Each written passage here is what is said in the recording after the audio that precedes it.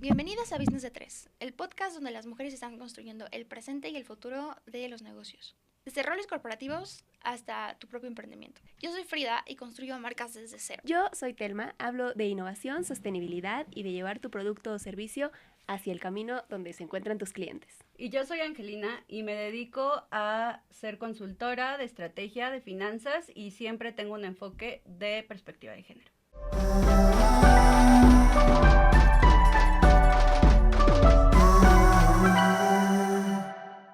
Bienvenida a Business de Tres, donde las mujeres crean, lideran y escalan negocios de verdad. Súper, pues a ver, ahora vamos a hablar de algo que mata los negocios todos los días. Y es cuando no le estás hablando a la persona correcta. Y bueno, siempre pasa, ¿no? Que le estás pichando a la persona incorrecta, que es no necesariamente la que decide, cuando le hablas a la clienta o el cliente que no es necesariamente la persona adecuada o quien va a tomar la decisión de compra.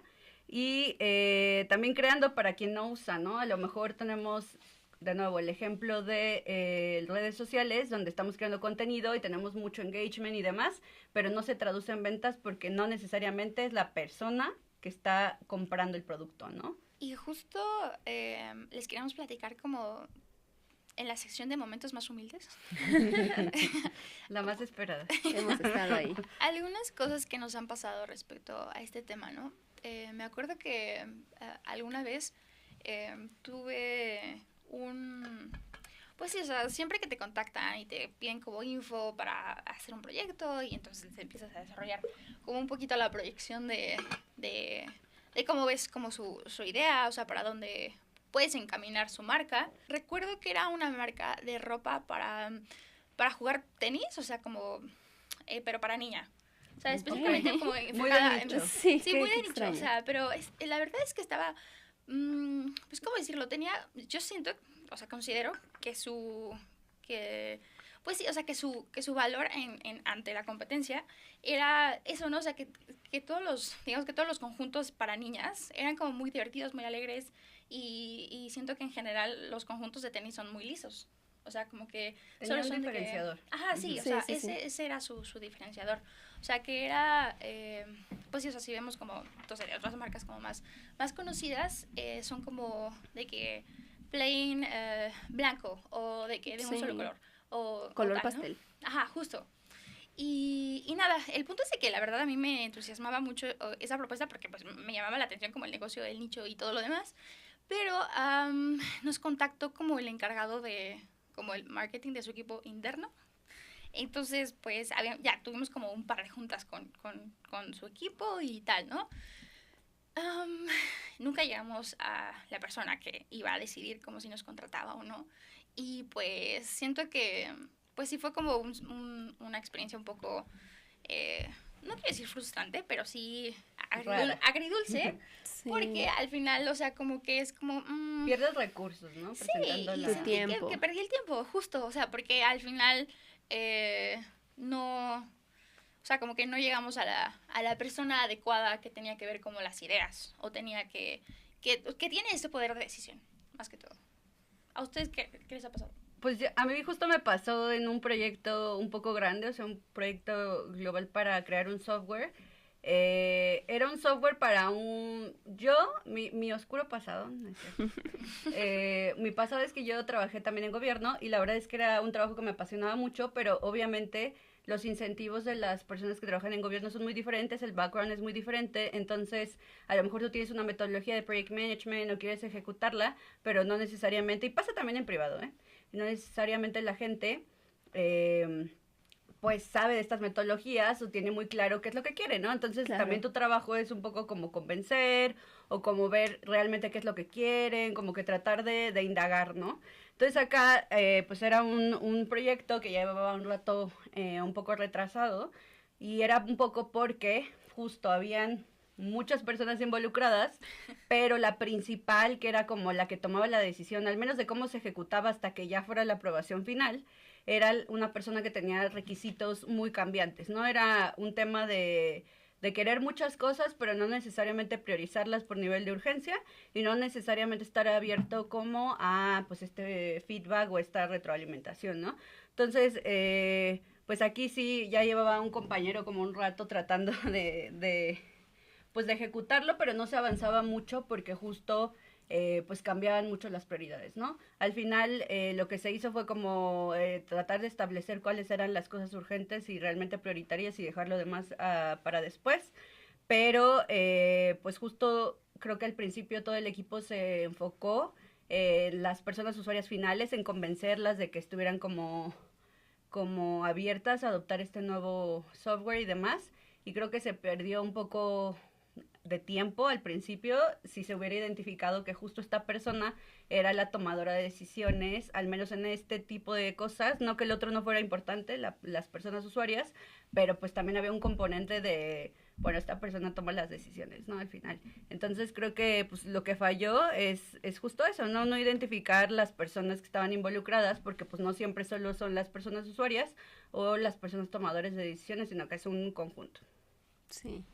Sí, justo. Y qué bueno que mencionas tu ejemplo, porque el mío fue muy similar. Bueno, este no fue mi momento humilde, vengo a balconear amigos, porque tengo unos amigos emprendedores que justamente hicieron un proyecto de hacer una laptop para niños, pero esta laptop pues obviamente era resistente, tenía colores, tenía un bonito diseño, aparte era muy accesible, muy fácil de cargar, o sea, requería como muy poca energía, entonces era un producto como excelente, ¿no? Y ellos tenían la idea maravillosa de decir, bueno, la vamos a llevar a todas las escuelas, ¿no? Tanto las que están en grandes ciudades como en así ya sitios con menos acceso pues de tecnología para impulsar que todos los niños tengan acceso a las tecnologías de la información.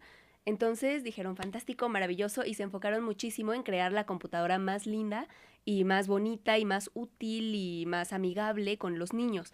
Entonces los niños la amaban, les gustaba mucho, les gustaba la interfaz, era muy fácil, no necesitaba como manuales, no necesitaba nada complicado y los niños la adoraban.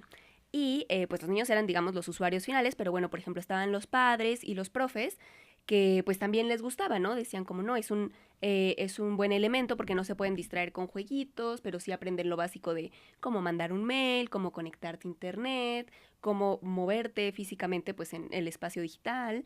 Y entonces les parecía una excelente idea, entonces lo amaban los profes, los maestros, los niños, todo excelente.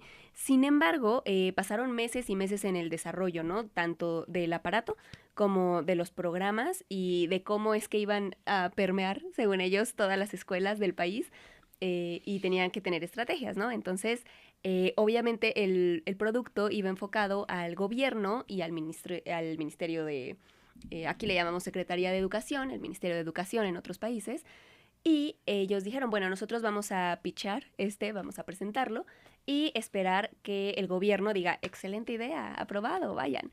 Y entonces, pues lo mencionaron y dijeron, bueno, vamos a empezar nuestra estrategia para establecer nuestras computadoras que ya le encantan a los niños, a los padres, a los profes y que no nos van a poder decir que no. Y sorpresa, sorpresa, los que pagan son los gobiernos. Y dijeron, por supuesto que no, no es nuestra prioridad que los niños tengan esas habilidades en este momento. ¿Y por qué no? Pues porque las escuelas tienen faltas graves de infraestructura. Algunas de ellas no tienen electricidad para cargar las dichosas computadoras, algunas no tienen ni agua, ¿no? Entonces se volvió un problema de que los tomadores de decisiones dijeron como no, pues no hay manera en la que pasen ese proyecto cuando tenemos otras prioridades. Entonces mis amigos trabajaron meses y meses y meses en una estrategia que al final no se volvió una realidad y no escaló de la manera en la que debería porque nunca pensaron en quiénes iban a pagar. Y porque incluso dijeron, bueno, aunque los directores, los maestros y los padres de familia dijeran sí la queremos, pues no eran ellos los que iban a soltar el dinero para hacerlo realidad, que realmente pues eran los clientes. Y después cambiaron justo de modelo de negocios y dijeron, bueno, si el gobierno no nos quiere dar dinero, vamos a hacerlo como por donaciones. Y entonces abrieron como una campaña de funding para acercar a los niños a tecnologías y lo hacían por medio de donativos. Pero bueno, los donadores, por ejemplo, decían, bueno, quizá no me importa tanto que la computadora sea tan bonita o que tenga, o que tenga 5 programas y no solo 3, pero pues que sea más barata, ¿no? Entonces, pues ya en el momento de que pides que algo tenga menor costo para llegar a más gente, pues ya fluctúa la calidad y les pasaron 1000 cosas, pero fue porque construyeron todo un camino sin priorizar a los que iban a tomar la decisión, sino solo a los usuarios, que pues bueno, pasa lo mismo, ¿no? En el mundo de los juguetes, los niños lo pueden amar, pero es el papá el que dice, no, o sí. Entonces, pues sí, eso les pasó. Entonces, pues hay que tener en cuenta quién te va a pagar más allá de quién te va a usar el producto. Ay, qué buen ejemplo. Igual siento que lo que dijiste de cómo influencia para quién es, como el tipo de features, como el tipo de no sé, de... Sí, de herramientas. De herramientas o de cómo lo diseñas, creo que es bien importante, ¿no? O sea, antes de empezar a crear un producto y demás, hay que pensar también para quién es, para ver que, o sea, a lo mejor hubieran adaptado y no se hubieran tardado tanto en desarrollarlo o de ver que sí fuera demasiado bueno. O sea, a lo mejor eso se podía hacer en más iteraciones, ¿no? Primero era el tema del precio y del cliente. Sí, asegurar que te lo iba a comprar quien te lo iba a comprar. O asegurar que tengas el cliente antes de, ¿no? Haber ido de pichar la idea antes de desarrollarlo. Sí. Muy buen ejemplo, muy buen ejemplo. Súper. Y bueno, ahora les queremos decir cómo puedes identificar pues a tu cliente real. Hay 5 roles que, bueno, si los identificas, o sea, realmente no vas a perder tu tiempo, tu dinero. Sí. Y pues va a cambiar como toda tu perspectiva en este sentido, ¿no? En marketing existe un término que se llama Decision Making Unit. Y que esto es básicamente cuando una persona tiene el poder de decisión o cuando tiene que aprobar algo. Generalmente no es una sola persona, ¿no? O sea, por eso les hablamos de estos 5 roles. Y bueno, pues cada quien tiene motivaciones diferentes, como les decía. O sea, a lo mejor en el caso del software que yo les decía, pues la idea era como, pues también quedar bien con la persona, la jefa, el jefe arriba. Y a lo mejor yo tengo una visión de cómo debe ser el producto, que no necesariamente es el de las usuarias o usuarios finales, o a lo mejor si tengo diferentes usuarios o usuarias, pues entonces va a ser diferente para cada quien lo que sea útil, ¿no? Entonces, pues todos tenemos motivaciones diferentes y pues también... Sí, y también tenemos roles distintos dentro de una compañía, no es lo mismo cuando llega el mismo proyecto al área de legal y tienen que buscar ahí de qué manera protegerse, como el área de marketing, que tienen que buscar cómo venderlo, como al área de compliance para ver que cumpla con los requisitos necesarios, o el área en general corporativa, que decide si está alineado el producto con toda la cultura corporativa. Y bueno, al final tu trabajo siempre es identificar quién es quién. Bueno, y de estos 5 roles tenemos el primero, que creo que me acomoda de acuerdo a mi... anécdota pasada, y es que es el usuario. El usuario es el número 1, ¿quién va a usar tu producto? Como su nombre lo dice. Aquí, por ejemplo, hay las aplicaciones de entrega a domicilio. Bueno, el usuario es quien hace el pedido, ¿no? ¿Qué motivaciones tiene? ¿Por qué lo hace? ¿Qué hace? ¿Qué pide? El usuario es quien está pidiendo, más allá de toda la logística que necesitan todas esas apps. Por ejemplo, en el caso de generar un software, como lo había dicho Angie, los usuarios son los empleados de la empresa o la gente que usa ese software, que te va a decir cuándo falla, cuándo está caído, cuándo apretó el botón 3 veces y no funcionó. Entonces, ese es el usuario. En el caso, por ejemplo, de los juguetes, los usuarios finales son los niños, ¿no? Tanto si los profesores quieren que sea didáctico y que aprendan, y los padres que sea seguro y que no tenga cosas tóxicas, ¿quién lo va a usar? Y quien va a decidir si quiere o no más de ese producto, pues es el niño. Y a veces hay casos en los que hay más de un usuario. Por ejemplo, en el caso de cosas que están dentro de los hospitales. Pensemos en el caso de las camillas. Una cosa es que lo use el paciente y que sea una camilla cómoda, pero otra, por ejemplo, que la use el camillero y que sea fácil de llevar y que sea ligera y que pueda, no sé, subir el elevador, o por ejemplo, en el caso del médico, que sea higiénico para un quirófano, ¿no? Entonces, si alguno de esos 3 usuarios, en este caso, no autoriza o no le sirve o no le parece funcional, tu producto no va a poder venderse tan fácilmente. Entonces, hay que pensar que generalmente tenemos a un usuario en mente y hay que ver solo el contexto de tu producto o servicio, a ver si no tienes más de un usuario a los que tengas que convencer, aparte de todos los que lo van a comprar, que en este caso la camilla no la compra ni el paciente, ni el camillero, ni el médico, sino el hospital. Entonces, pues sí, tienes que estar muy consciente de quién es el usuario de tu producto o servicio. El segundo rol es el comprador. Aquí, pues prácticamente es quien hace la compra o quien saca la tarjeta para hacerlo, ¿no? o sea, ¿quién va a aprobar ese gasto? al final ese es el comprador. Hablamos del ejemplo de los juguetes, ¿no? O sea, que al final los papás sí lo pagan, pero el usuario pues termina siendo pues sus hijos, ¿no? O sea, o por ejemplo también creo que pasa mucho con los dulces para niños, ¿no? O sea, claro, que los niños dicen como de, ay, de que sabe rico y al final voy a tener un juguete. Y los papás es como de, bueno, a ver, este cereal, no sé, por ejemplo en los cereales, ¿no? Que es nutritivo, que tiene vitamina no sé qué, o sea, como que va cambiando como ese tipo de decisión. Claro. Otro ejemplo también puede ser como los softwares que son como B2B. O sea, que para esto B2B es business to business. Es cuando un negocio le vende como a otro negocio, literal. Es como a ver quién aprueba como ese tipo de compras. O al final, no sé si hablamos de, no sé, que ahorita están muy de moda los estudios, ¿no? O sea, como los estudios de pilates, de indoor cycling, de todo. Es como, ¿quiénes podrían ser mis inversionistas, no? O sea, pues sí, para levantar el proyecto, ¿no? Entonces, digamos que eso va cambiando conforme lo vayas viendo y podemos dar como un montón de ejemplos, pero en sí, ese es el rol del comprador.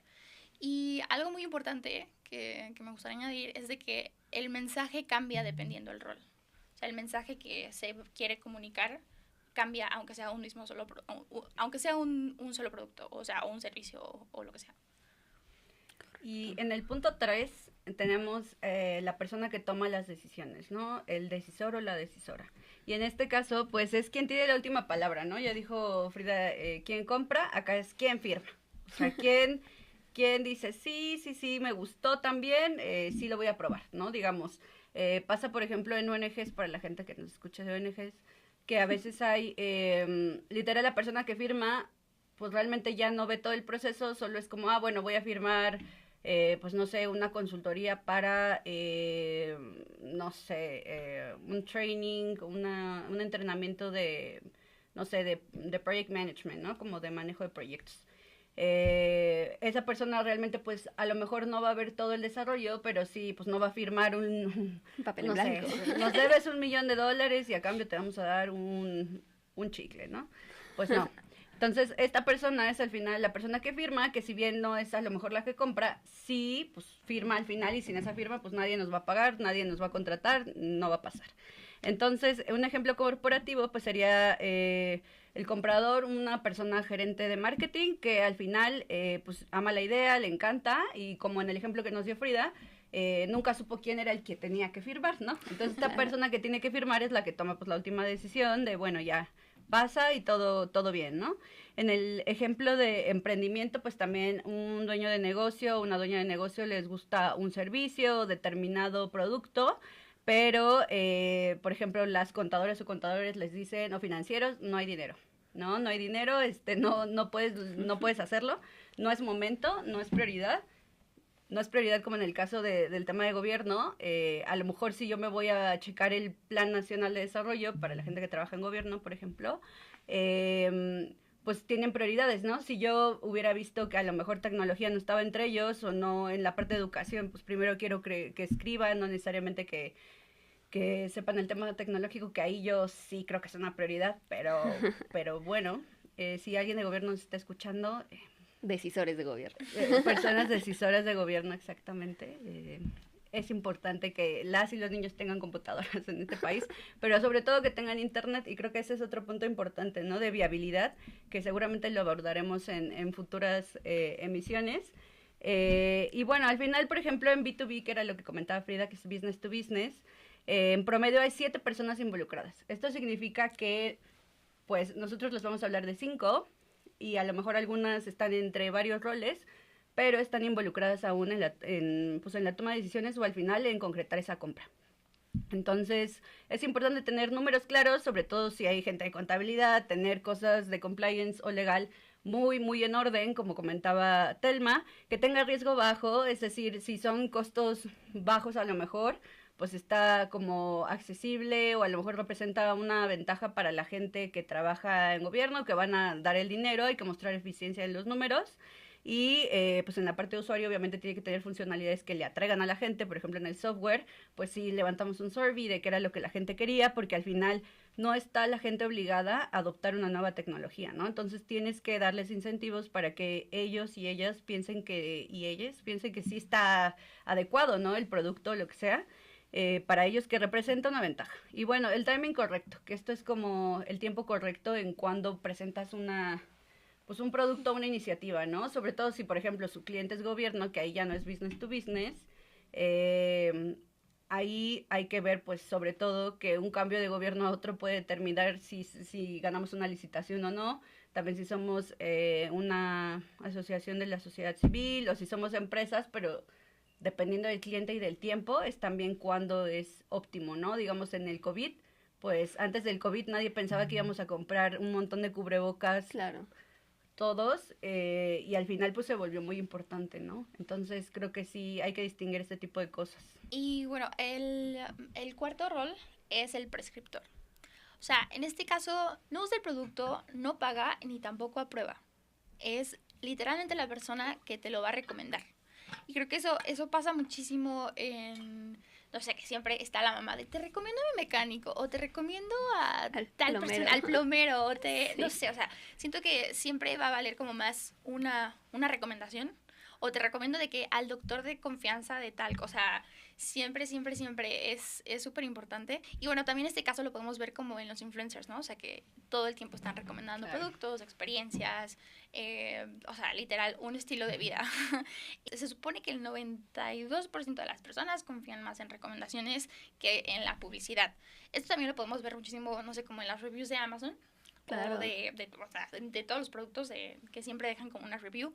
Siento que hay unas industrias que a lo mejor es más importante que otras, ¿no? Por ejemplo, en doctores y como decías, o sea, de dentistas y demás, incluso con veterinarios. Por ejemplo, yo cruzo la ciudad 1 hora y algo para llevar a mi perro, el único veterinario que le diagnosticó que tenía Cushing, y, o sea, y no necesariamente es el más caro, porque pagué otros más caros y no necesariamente nos dieron el diagnóstico, sino que justo yo lo recomendaría así a morir porque mi perro está bien ahora, ¿no? Está diagnosticado. Y siento que hay algunas industrias, pero en general creo que tienes un punto importante. Creo que el marketing de ahora notó que las recomendaciones son bien importantes y por eso las influencers funcionan bien, ¿no? Sí, porque parten de una recomendación que al principio era genuina. Sí, porque al final pues ellos son usuarios, o sea, son usuarios de esos influencers. Ajá. Y entonces pues dices, bueno, pues si ella la usa, pues maybe sí es verdad, ¿no? Sí. Nacen de la experiencia previa que tiene alguien que tú consideras confiable.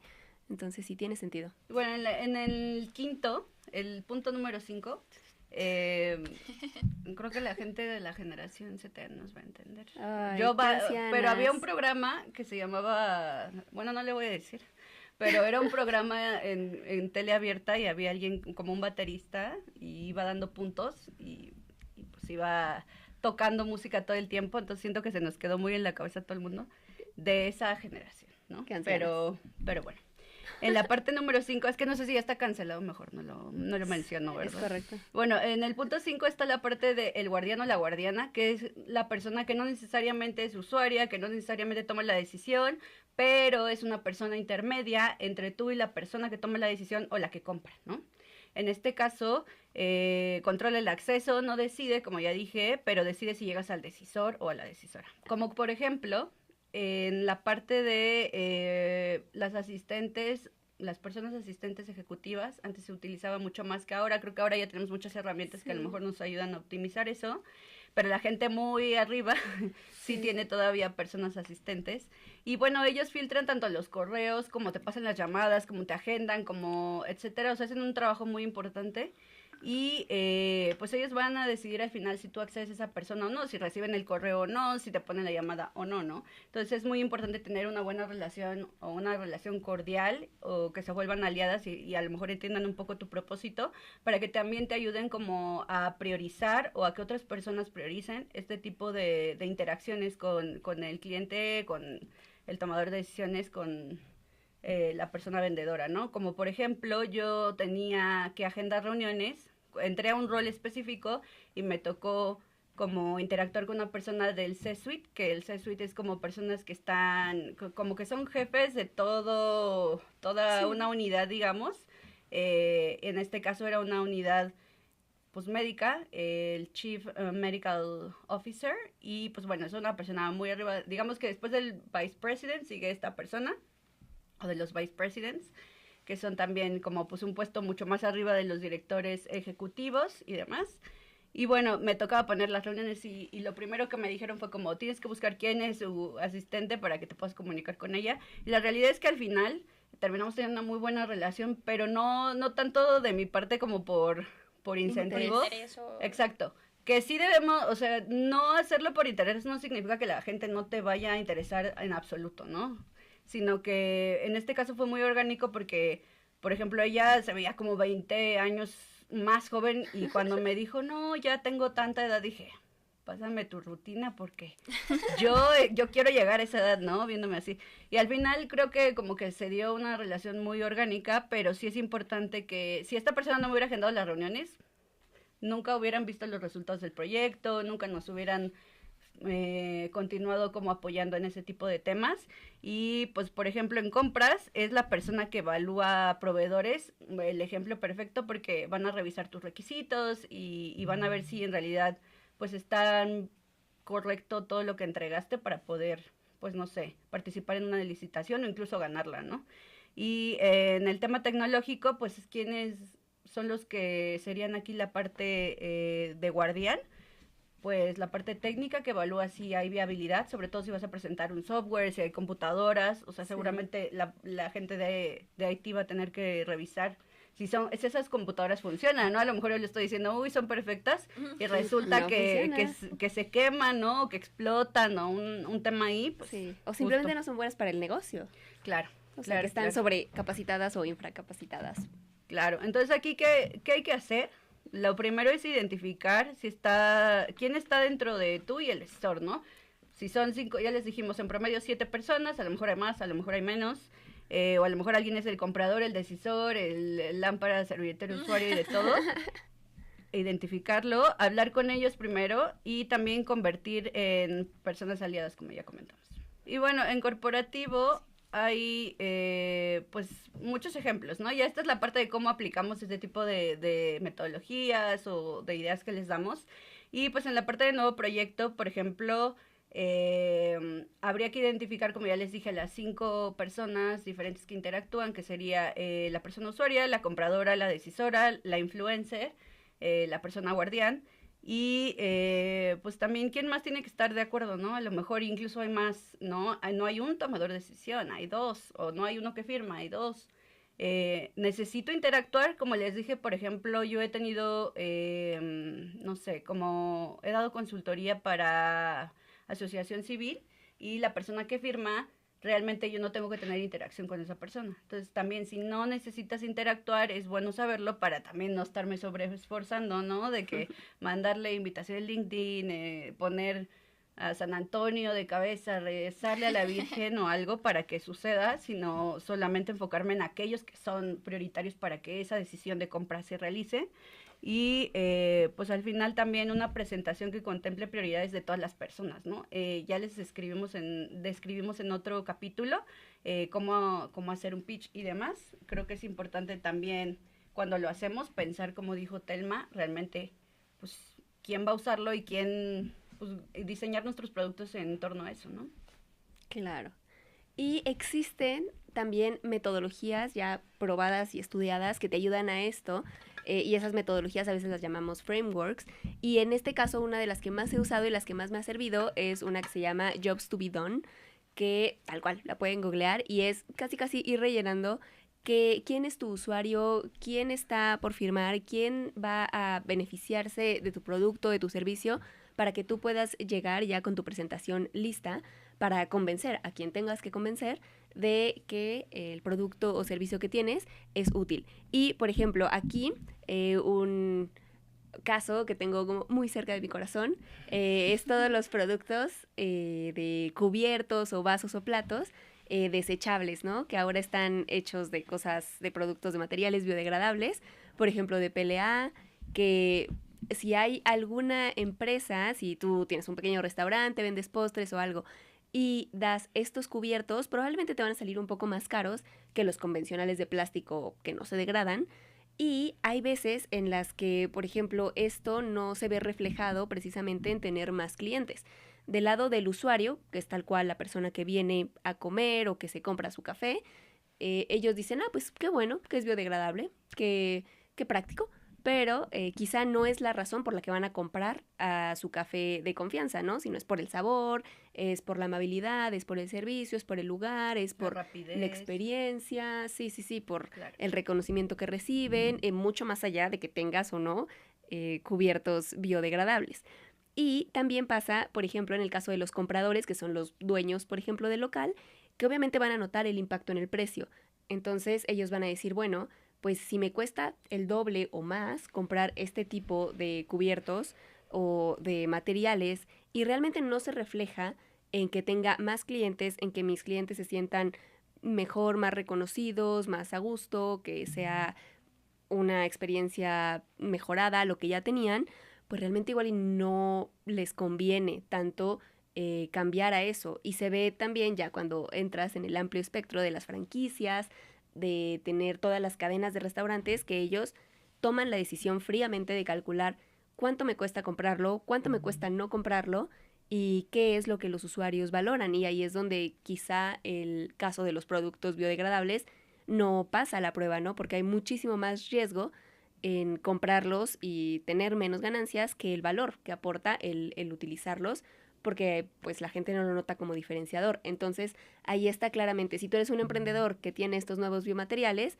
pues quizá deberías buscar un modelo diferenciador para hablarle al usuario, hacerle saber lo importante que es, y si el usuario ya lo pide, pues entonces ya es algo que los otros dos tomadores de decisiones, tanto el dueño del local como el de la franquicia, va a decir, ok, si el usuario lo quiere y está dispuesto a dejar de comprarme si no lo tengo, pues sí le voy a poner atención y le va a dar más valor. Entonces tu producto va a ser el mismo, si te das cuenta. Simplemente tienes que mover la brújula de valor que le da la persona que realmente te va a pasar la tarjeta y te va a hacer la compra.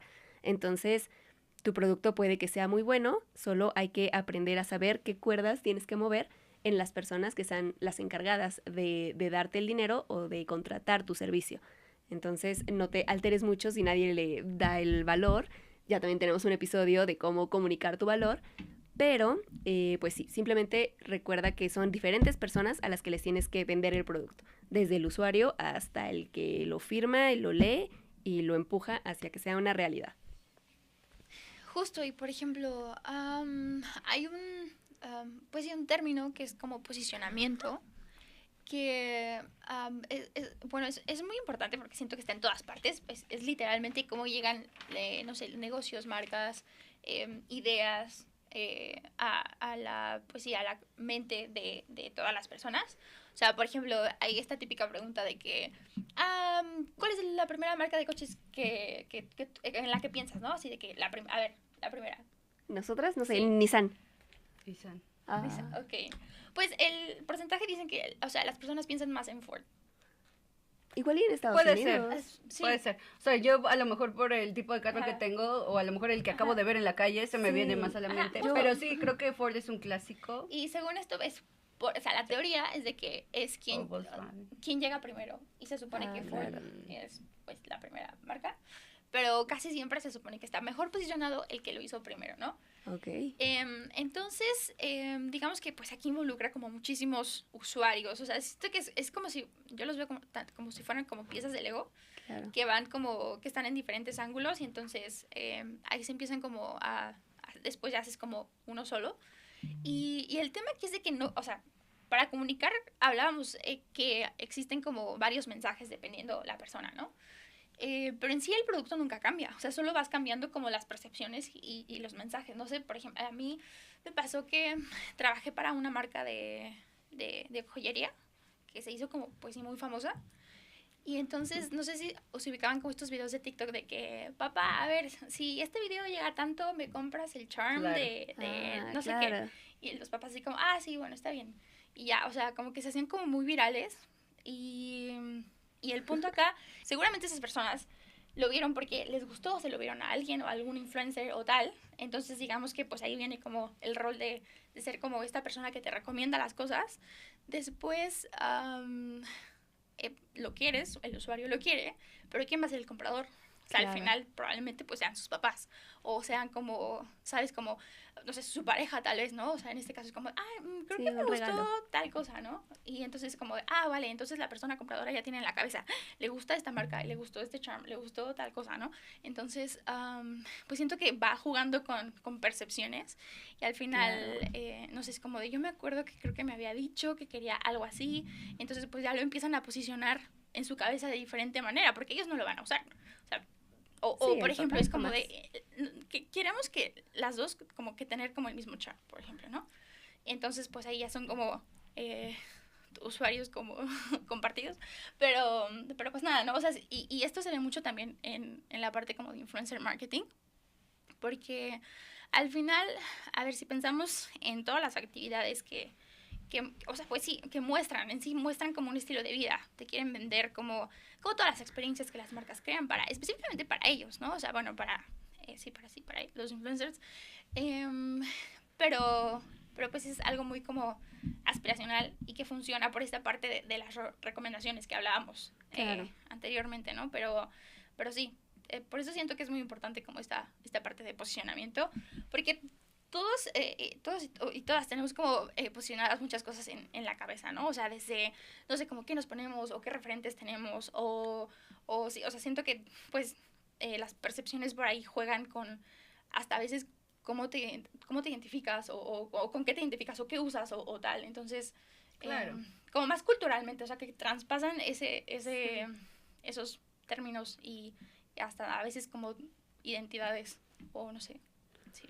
Claro, y me acuerdo mucho de un amigo que justo es diseñador y me contaba, bueno, cuando estaba en el rollo de leer un poco más sobre estética, el tema de filosofía y tal, me decía que cualquier producto tiene una función estética, ¿no? Que al final la función estética es, pues, representar si soy de cierto grupo social, si soy no sé, mis creencias políticas, religiosas, etcétera. O sea, el mismo hecho de algunas sopas que te recuerdan a mamá o la tela que te recuerda a Claro. mamá. O sea, al final te venden una percepción estética, ¿no? Entonces creo que sí, al crear productos a veces se nos olvida que estas funciones estéticas van dirigidos a determinada persona y determinada usuario o usuario. Y también creo que ahora, y la verdad a mí ya de repente me llega a molestar un poco que siento que todo es publicidad en Instagram. Ya no Eso encuentro pasa. cosas chistosas sin fines de lucro.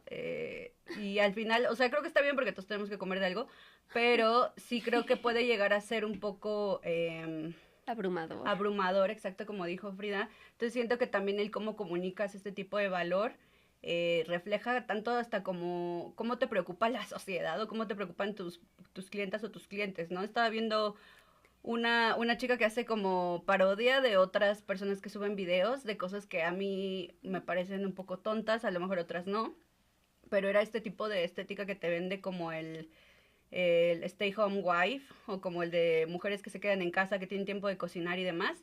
Y son cosas como súper lujosas, como de que alguien que un pollo lo embarra en barro, literal que pide barro para meterlo y luego lo mete al horno. Jamás en la vida yo tendría tanto tiempo, o sea, incluso ahorita que ya pedí vacaciones tuvimos la cena de Navidad adelantada y, o sea, tuve que literal ver, o sea, estar aquí escribiendo algo, un ojo al pavo, o sea, la Productividad. gente no tiene ese tipo de tiempo, ¿no? Pero te venden justo el ideal de que, ay, esa es como la idea y demás. Y hay toda una ideología detrás, ¿no? O sea, este tipo de Sí. ideología no solo te vende los productos, también te está dando un mensaje de una mujer que se queda en casa, que tiene muchísimo tiempo para estarlo haciendo, y incluso puede llegar a sentir culpable a algunas personas, ¿no? De que no tengo el tiempo de quedarme en mi casa, pues, oye, no todo el tiempo, o sea, esa gente lo hace porque de eso vive, ¿no? O sea, ese Claro. contenido se lo pagan, es marketing. Sí, justo, de esa idea yo me acuerdo que vi hace poquito, me empezó a salir mucho en TikTok, de un chico que es como, pues así, de que él le cocina a su esposa. Entonces Ajá. es como, y él sube como videos de cocina. Así, pero comida como un poco, pues no sé, como más gourmet, o sea, y entonces sí es como de, O el que le hoy, cocina a su hija, ¿no? También hay un... ajá, pero bueno, luego me puse a ver los comentarios porque él siempre es como de, hoy le tocó a mi esposa hostear, no sé, la cena de Navidad, ¿no? O la cena de, no sé, X. Y entonces y hoy le vamos a preparar y él está preparando y de que él le sirve como a su esposa y a todas sus amigas. el punto es de que vi los comentarios y decían algo así como de que, no sé, que como hasta cosas de género, ¿no? Así como de qué onda, no sé qué. Y es como de, no, pues, y él le responde así como, lo importante es como que sepas cocinar, no sé qué. O sea, como cosas así que siento que, digo, entiendo que le gusta cocinar y quiere hacer contenido y agarró el insight de le voy a cocinar a mi esposa, ¿no? Porque todos los videos se relacionan Claro, con el eso. hook. Ajá. Y nada, o sea, solo me pareció como, pues, importante como él como volteó el rol. El rol. Creo que ya se de la cuenta. Ajá. Un mexa. Ajá. Me encantan esos videos. Y siento que, pues, como que tiró muchos estereotipos, ¿no? O sea... Claro, justo esa, la función estética también, o sea, al final siento que va cambiando la percepción de la gente porque se vuelve normal, ¿no? O sea, mi papá, pues mi familia es de Oaxaca, no sé, mi papá ya tenía casi 70 años, ¿no? No sabía hacer ni una sopa, se le quemaba todo, o sea, sí vengo de una familia un poco más patriarcal, digamos, en el sentido de que, pues, los hombres creían que no debían cocinar y tal, y el día que mi papá tuvo la necesidad, porque, pues, mi mamá ya nadie le podía ayudar, aprendió, mi papá cocina increíble ahora, o sea, es la verdad un ejemplo claro de que, o sea, son cosas que necesitas funcionales, no puedo estar comiendo todo el tiempo en la calle, yo por eso aprendí a cocinar, no creo que sí me gusta, pero pues, o sea, pero siento que justo es un muy buen ejemplo, y al final creo que él ni siquiera vende productos, literal lo hace porque le gusta. No, literal lo hace porque le gusta, sí. Y creo que ahora estaba haciendo algunas colaboraciones de que iba como a cocinar a restaurantes en específico. Pero dije como, está cool, o sea, como que no sé, o sea, hay personas que se posicionan como diferente, ¿no? O sea, en la parte como de cocinar, no sé, por ejemplo, de que, no sé, en este caso como a veces hombres de que cuchillos, carne, no sé qué, o sea, como algo muy... Claro, sí, el estereotipo de taquero versus mujeres que hacen quesadillas. Claro, clásico. Sí, algo así. Pero nada, o sea, al final tu cliente o la persona objetivo, o sea, van a ser muchas personas. Y tienes que pensar en las necesidades de esas personas y lo tienes que comunicar de diferente manera a todas las personas. Sí, claro, en el caso de él, si vendiera algún producto, no todos los hombres van a ser su cliente, ¿no? Va a ser el nicho específico que le gusta cocinar, o incluso mujeres que le gustan cocinar, o todo el mundo que le gusta hacer comida, ¿no? Claro. Sí, yo aprendí a hacer unas salsas en su canal, ¿no? O sea... Sí, y a veces de que chicas le ponían como de, ay, de que, a ver, recomiéndame a alguien, ¿no tienes un amigo? De que, mira ya, que se abra su Tinder. Sí, como de, ay, ya me gustaría que mi esposo fuera así, o sea, de que... Sí. Por eso acaban algunos matrimonios, amistades. O sea, hay que tratar de mantener la igualdad en los lugares. Pero ya hablaremos cuando hablemos de finanzas. Claro. Pues bueno, y con todo esto que ahora sabemos, les hemos preparado, como siempre ya saben, tenemos un PDF. En este caso tenemos un mapa de stakeholders para que ustedes ubiquen quién es el tomador de decisiones en su producto, quién es usuario, quién es cada una de estas categorías que les mencionamos, tanto si están en su empleo y ustedes buscan algún objetivo, como si tienen su propio emprendimiento.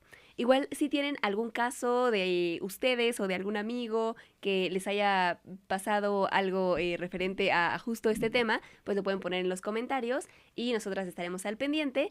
Y recomendar, si tienen amigos emprendedores que les ha pasado y que están en este valle oscuro, pues recomienden este capítulo para que también compartan este conocimiento. Y también si tienen amigas que trabajan en corporativo, en sociedad civil, en gobiernos también, recomiéndenos, denos like, suscríbanse. Y pues nada, y recuerden, nos escuchamos en el próximo episodio de Business de 3.